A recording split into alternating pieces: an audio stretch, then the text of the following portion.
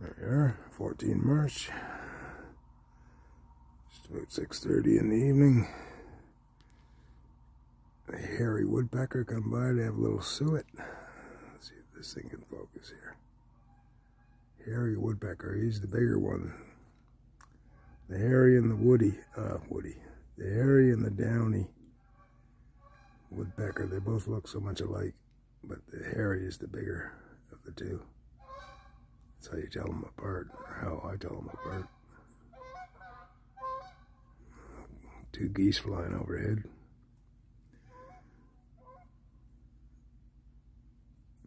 Saw a few geese here last night.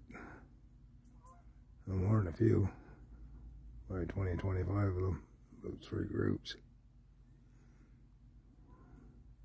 Like 2 of them are catching up to the lead pack.